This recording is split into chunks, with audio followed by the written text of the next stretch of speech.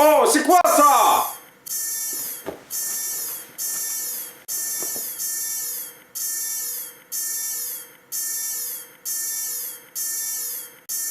Eh oh gras, je te signale qu'on se fait cambrioler. Je ne t'entends pas, César. L'alarme intrus est trop forte.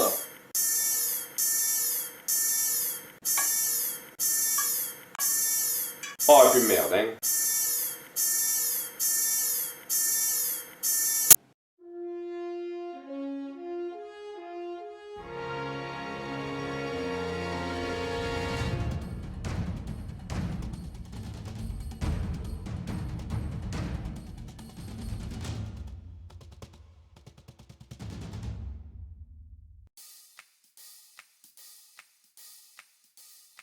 Salut les êtres humains et bienvenue sur Compagnie Comics. Et aujourd'hui, on va parler de Spider-Man. Plus exactement, la période dessinée par Todd McFarlane. Non mais sans déconner, il est où là? Tu cherches quoi? Ben mon omnibus Spider-Man, il est passé où? Ah, ça doit être les cambrioleurs qui l'ont pris. Comment ça? Ceux de tout à l'heure. Non mais sans déconner, César, tu pouvais pas me le dire? Bon bah écoute, tant pis, c'est pas grave, je vais parler d'autre chose. Ben, je sais pas, t'as qu'à parler de ça, tiens. Quoi? Ça?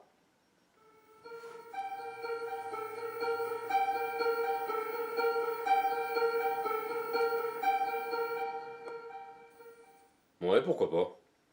Salut les êtres humains et bienvenue sur Compagnie Comics. Et aujourd'hui, on va parler de The Superior Spider-Man.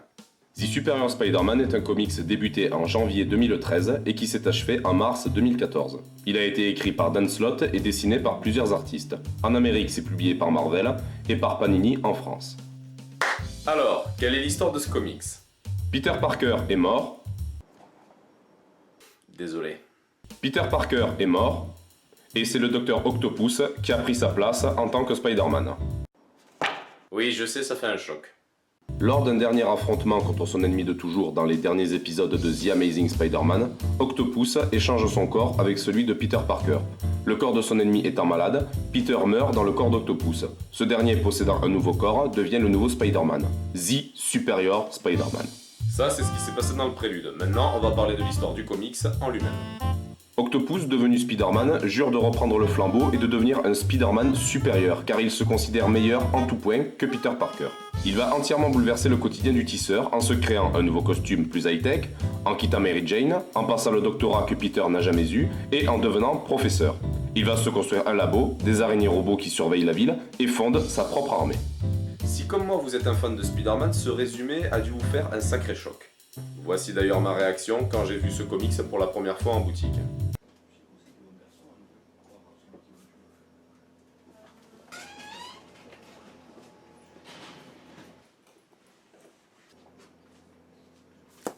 Mais c'est quoi cette... Peggy 18. Et vous vous demandez certainement pourquoi je vous parle de ce comics. Parce qu'il est génial! Et là, je sais ce que vous vous dites. Vous vous dites qu'un comics Spider-Man sans Peter Parker, c'est une aberration, c'est quelque chose d'horrible. Moi-même, la première fois que je l'ai vu, j'ai eu une réaction du genre... Mais sans déconner, c'est quoi ça? Jamais de la vie je dis ça, moi, plutôt crevé. Et puis je l'ai lu. Tout d'abord parce qu'on me l'avait conseillé, on m'avait dit qu'il était bien, et parce qu'il faut être curieux. Et bordel, qu'est-ce que j'ai été stupide! C'est sans aucun doute une des meilleures histoires de Spider-Man. Et c'est dingue de se dire que une des meilleures histoires de Spider-Man est une histoire sans Peter Parker. Mais je vous rassure, depuis le temps, Peter Parker est revenu. De toute façon, la mort dans les comics DC et Marvel, ça dure jamais longtemps. C'est un peu comme un mauvais rhume, ça passe. Je vous ai montré ma réaction, je vais aussi vous montrer la réaction des gens qui ont lu ce comics la première fois. Je vous le dis tout de suite, ces gens ne sont pas des acteurs.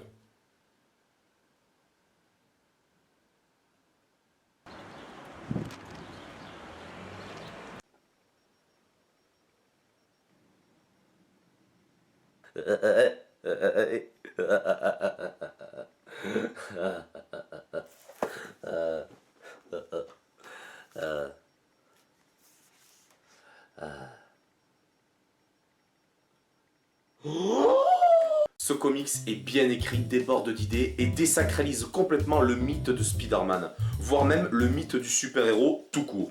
Dans une histoire de super-héros classique, genre Superman, on va prendre Superman un exemple, tiens. Dans une histoire de Superman, le méchant se serait fait tabasser, puis emprisonner.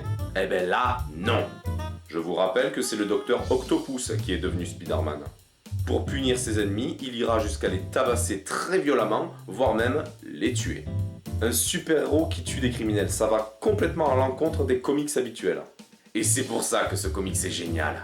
Oui, c'est ça, vas-y, bute-le, je te dis. Un truc que j'aime bien à un moment donné, c'est que le maire lui construit un projecteur pour l'alerter quand il y a des crimes qui sont commis.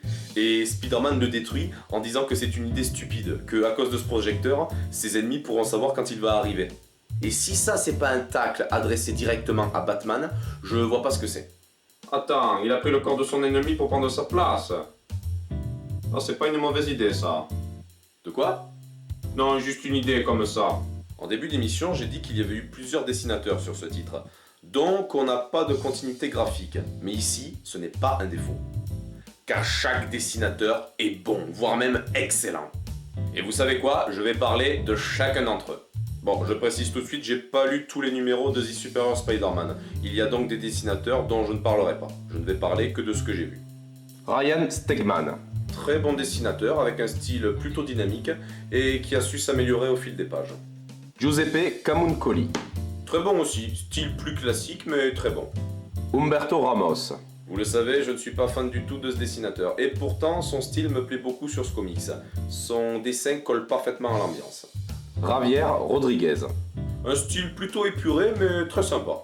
Marco Cecchetto. Ben là, comment dire...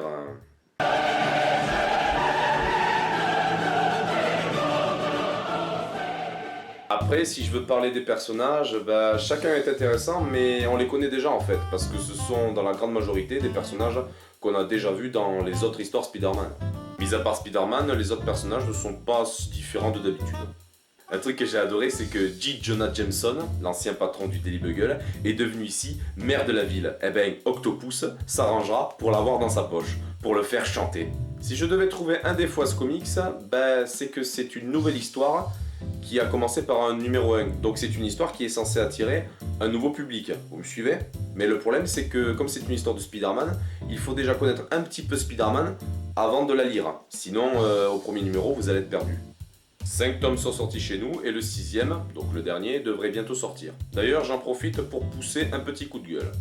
Messieurs de chez Panini, la série s'est finie en 2014 et vous finissez la publication française en 2016. Ben, j'ai envie de dire, il était temps. Tenez, une anecdote intéressante. Quand le comics a débuté, Dan Slott, donc le scénariste de The Superior Spider-Man, a reçu des menaces de mort sur internet pour avoir osé tuer Peter Parker. C'est vous dire si les gens aiment autant Peter Parker que Spider-Man. Et voilà, cet épisode est terminé, j'espère qu'il vous aura plu. Si c'est le cas, n'hésitez pas à vous abonner à la chaîne, à partager la vidéo sur les réseaux sociaux. Attends, 2 minutes, tiens, ça c'est pour toi. Qu'est-ce que c'est? Goûte, c'est une surprise.